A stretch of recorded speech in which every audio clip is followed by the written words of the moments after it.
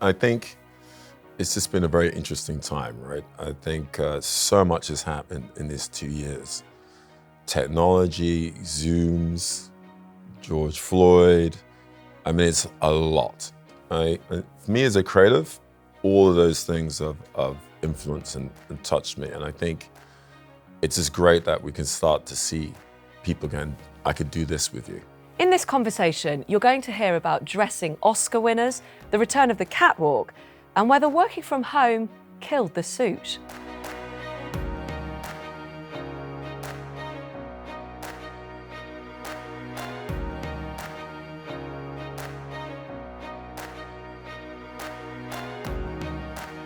If you've been dressing for work from just the waist up, you've definitely missed this. The crowds, a touch of glamour, dressing up and heading out. He has dressed heads of state, royalty and Hollywood stars on and off screen. He describes a suit as a coat of armour and believes wearing one boosts confidence. He is a tailor after all. Now he's back for London Fashion Week. Hello and welcome. My guest today is the fashion designer and Savile Row powerhouse, Ozwald Boateng. Oswald, great to have you with us. Thank you. Thank you very I have much. to say, the best dressed man I think I've had in the studio. Thank you. I'm going to take that. Definitely going to absorb that. Yeah, absolutely. Thank you. You should. You have not let us down. It's beautiful. What is this? This is. So this is actually a flannel, very English fabric, but the design is based on a fabric called the kente cloth, which is a fabric that is born out of Ghana, and specifically by the tribe, the Ashanti, who you have specifically young men who weave it, hand weave it. Men weaving? Yeah, men, exactly. There's a whole superstition about women weaving. And okay, so there's always a superstition with women. Exactly. So, and the fabric is always made for effectively chiefs, which are effectively kings.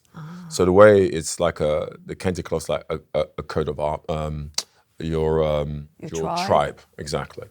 So so I decided to take that and mix that with English tradition flannel. And usually it's multicolored. So I took all the colors out and made it one solid color. I use fashion and color as a way to modernize the traditional suit. And over time, I never recognized that my cultural roots were influencing my choices in color.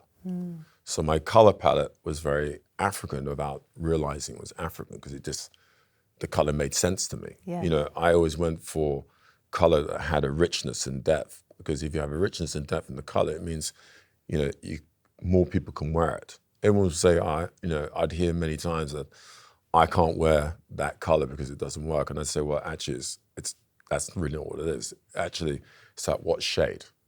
There's like 1,000 different versions of blue, and it's endless. So it's all about the right shade. So I developed my own sort of color palette of shades that meant many people could wear. And then it evolved from there. And then at a point when I recognized that my color palette was very based in my African heritage, that's when I started bringing more of my understanding in terms of textile into my work. London Fashion Week, it's Yes. back. There's been a Yes. break, of course, the pandemic. And Yes. this is your first time showing in 12 years, can you imagine? a It's while. been a while. So are we seeing things like this in the collection? You'll see definitely hints of this, definitely. And this is sort of like become my house design fabrics. So you'll definitely see that and other variations of it. So the show, I know you can't tell me about the designs, but is there a theme? What's the thought behind it? So I did this huge show in New York in 2019. And the show was called AI, interesting enough. But instead of saying artificial intelligence, it was more about the individual. So I flipped the letters and I called it authentic identity. So it was more using the language like this. And so the show itself was this bridge between African-American culture and Africa, and finding a way of bridging those positions. And so the collection really was a real clarity on that. So my show that I'm doing here in London is, I'd say, an expansion of that. Now we're kind of in the sort of, like I said, the sort of post George Floyd time, I thought it'd be great to sort of celebrate Black culture in this country over the last 50 years. It's interesting, there's a company out of Nigeria, funny enough, a fintech business, which is homegrown out of Nigeria. It's a platform that enables farmers. They have like 9 million farmers on their platform, helping them with the agriculture business. And they've actually came in and effectively supported and sponsored this event that I'm creating. And for me, that's quite special because historically, I would never have thought that an African tech business, homegrown, could be in that position to do that. They're about to list on the New York Stock Exchange. So the whole thing, behind the scenes through to the designs is funded, and the design has that link. It has that link, but more importantly, it's a very important point, because in this shifting change of time, it's about having a voice, right? And a voice as a designer, voice in the tech world. There's this big debate about, do you have enough women? Do you have enough representation, or you Black representation? All of this has been a very loud shout for the last, let's say, 12 months, right? And what's beautiful, and I feel quite happy about, is that the traditional rule of it is I would have to go elsewhere to get the support, right? And it's great that it's coming from Africa to actually support something here that's really important, because it's very easy to lose track of, one, the influence and the creative influence of the culture here. Because what makes actually London special, I can say London because I'm a Londoner, is it's a melting pot of lots of cultures. And sort of being able to respect and receive that, I think is London's future. And so I feel that this show will be a very good example, a catalyst for that realization, because it's not about hitting you over the head with, this is, who I am. I'm Black and I'm proud. It's not about that. It's more about, this is who I am, and it's great. And I'm great. I'm happy to be here and contribute. Yeah, so that's really what the show is about. I want to get into some of your designs and how you come to those. But I think what's fascinating with the pandemic is fashion will have changed. I mean, it's always changing, but perhaps this is one of those moments where we don't go back, potentially, especially men, to suits. We were already moving away from them, but now if you've just been on a Zoom call... Look, I think it's just been a very interesting time, right? I think so much has happened in these 2 years. Technology, Zooms, George Floyd. I mean, it's a lot. For me as a creative, all of those things have influenced and touched me. And I think it's just great that we can start to see people again, I could do this with you, right? And so in terms of what I'm going to do with the collection, there's a strong African cultural aspect that is probably more visible in my work now than it has been previously, and a real celebration of that. Not that I never did it before, but I feel the time what we're in today allows, and more importantly, I think it's important to demonstrate. I still have the traditional values of my Savile Row background, because I love that. I love the tailoring of that. And so you see that very distinctly in the collection.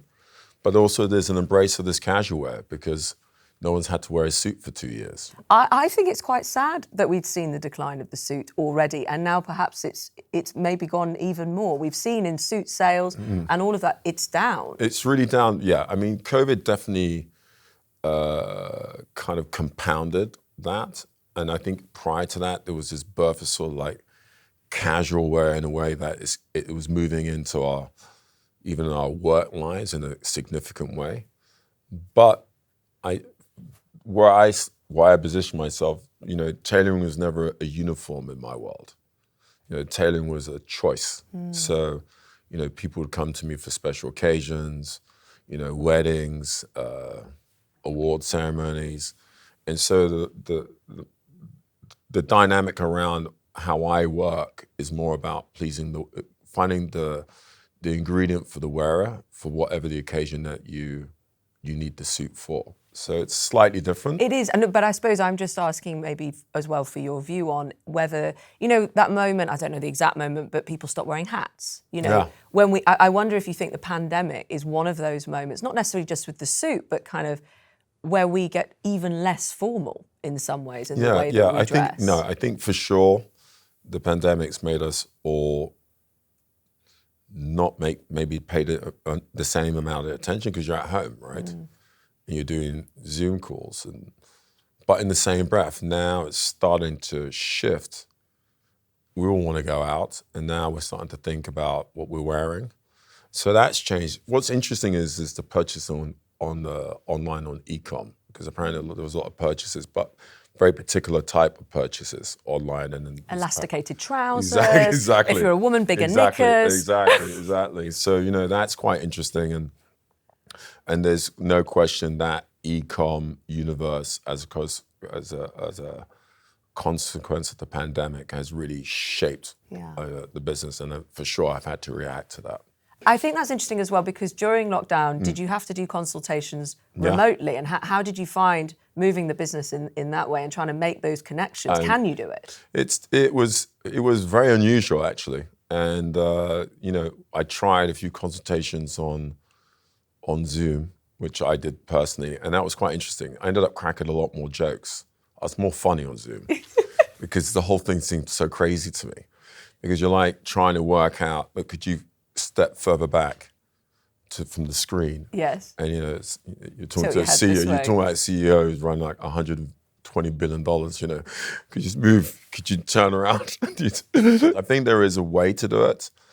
I need more time to figure it out. Well, and the advances in technology, the idea that you don't need to measure in person by hand, it can be done by machines. What do you make of all of that? I think it's the tech's out there. I haven't personally been able to experience it. I mean, ultimately, the best way to do it is if there's some way you're able to use that facial recognition tech on the body. I'm actually of the view that the future would be that everything is made to measure. Really? And somehow there is a manufacturing unit that, in a way that you're at home and then you have a request of something and it's made for you at the factory and then sent to you. And I feel that it's possible in the future for that to happen. Because it's kind of mad that it couldn't, right? That all of it is such an estimate. The idea that one size of a type of size could fit so many people. Exactly. But it's not just that, because the nature of the business is that I don't know who's going to purchase it. So if I don't know, I have to make 20 variables of size to fit you. See? And so what happens is it's designed to create waste. So if you know the measures, then you don't have to make the 5 sizes so that to could find be you. The route to a greener future. But I mean, big fashion, the hugest houses of this, and I'm not talking the couture end, I'm talking the faster end, they still just don't work on any way that level, do they? The amount of waste is huge. This is a massive issue. No, it's absolutely. But the thing is, it's also a challenge for them. So unless you're controlling your manufacturing, which a lot of them don't, they may have really good agreements with manufacturers, it's a very difficult one to change outside of creating a system where you can bring the garment that you're no longer working back, where it can be recycled. I don't see how they're going to resolve that issue. How many suits do you have? Good question. I recycle. So interesting enough, I only have as much as I need in a given time. So maybe 20, maybe 20. Yeah, I wear it. And I'll sell it on. And I ask that because I'm trying to think about what you said about confidence and what a suit can do. Yes, absolutely. So Absolutely. Do you really feel in yourself when you put on your suit, what do you feel? How does it change you? Well, for me, it's interesting because I've been wearing suits since I was 16. So I have a wholly different it's like putting on, it's almost like putting on a tracksuit, I'd imagine, Yeah. for me, right? So I'm not thinking about it. But if it's something, I think there's two things. One is the suits and having a suit made for you. And then my intention when I create a suit for an individual. So my intention is always to encourage the wearer to be who they are, be in their truth, effectively. And I like to support that in the way I cut the suit. And so once they look at themselves and they're feeling better about who they are, they show more of who they are. Suits and clothes are our armour a lot of the time. They say how we feel about ourselves a lot. I volunteer with a charity, a women's charity called SmartWorks, where we dress women who are going for job interviews. Yeah. And obviously we're not tailoring, it's largely donated clothes. But when you dress a woman, when you dress someone, you help them get dressed as an adult and not as a child. Absolutely. The feeling it gives them, the effort's gone into their appearance is extraordinary. Yes, absolutely. And it's a very good point.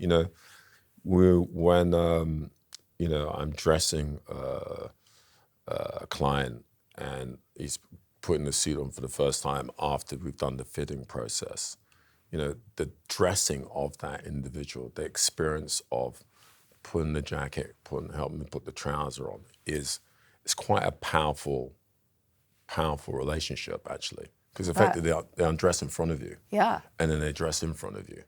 And then that experience when they look at themselves in the mirror is quite something, it's quite special. Are you on social media? I'm trying. My daughter says I'm hopeless. I'm really trying. I'm still on the fringes of social media. I think you should stay there. I'm still, I understand it's, I need to be more engaged. But it's interesting because I think on one hand it's fantastic because then you get a chance to really express and there's no, in a way, middleman to your communication. But also in the same breath, anyone can say anything they want. Truth or not, they can just say, this is an issue. There's no gatekeepers in quite the same Exactly. way. If you start a business now, certainly in the fashion world, you can just get people to wear your stuff, influencers, and then it grows. You don't have to have bricks and mortar on Savile Row anymore. Exactly, and which is, I have to say, I'm really getting to understand because the main thing for me is the real kind of, it's always about connecting with the wearer. And I always go back to it. I'm very spiritual about my work. And so, I like that dynamic within every purchase, even if they're not even aware that's what's happening. Once they put it on and they start feeling good about themselves, because, I've now been it long enough to be able to say it, because probably historically I wouldn't actually communicate in that way. I'd say, they enjoy wearing my clothes, but it's been a long enough time. I know that's what it does, right? And so that for me is the most important thing. And how do you communicate that on social media is interesting. And the fashion world sometimes doesn't have the best reputation, divas and the like. Oh, yes. And the best behaviours. Well, I have to say, in the old days of fashion, you had a lot of that, actually. A lot of egos, huge amount of egos. But I'd say probably in the last 5-8 years, it's really changed a lot. I remember going to fashion awards and recent, and everyone going up stage, and the speeches were a lot more considered, not so much about what they've achieved or who they are or who they're sitting with. There seems to be a big shift, and it was needed because. How bad was it before? At some points, it was a bit just ridiculous. There's a theatre requirement within fashion because you're a creative, you're an artist, so you're entitled to, want to have purple roses or whatever it is because this is the vision that inspires you to create. But sometimes the performances went so beyond the realms of reality that What's your they need to be grounded. pruning? Yeah. Come back. They need to be step back. What's your most diva-ish request, do you think? That's quite funny, actually. Go on. What have you always got to have? Well, no. Actually, me, I think I'm very clear about what I want. I'm very detail orientated when it comes to my creative. Okay. But probably my only major diva moment, I would say, actually was when I was a creative director at Givenchy. I was in the office, design room, and I wasn't getting things done in the time that I wanted, and I couldn't understand. I was very diplomatic, and so I went for lunch with a friend of mine, and I was saying that, guys, I think it's not moving quick enough. And he said, yeah, but they're French, you gotta throw a tantrum. I said, what do you mean? Got to throw a tantrum? He said, yeah, you gotta go in there, you gotta tell them what you want. And so I go and I threw a tantrum, and I got the stuff done immediately. What does that look like, you throwing a tantrum? Well, it was quite funny because it was slightly performance. I wanted black tulips. It was a whole thing, black tulips. I want black tulips everywhere for the stage. It was a whole thing. I want my black tulips and I want them now. Yeah, basically. Who's the best person you've dressed? Are you allowed to say? Or a memorable moment for you with all these stories and all these people? I mean, there's so many. I mean, there's the story of Daniel Day-Lewis dressing him for the BAFTAs when he won for Gangs of New York, I think, yeah.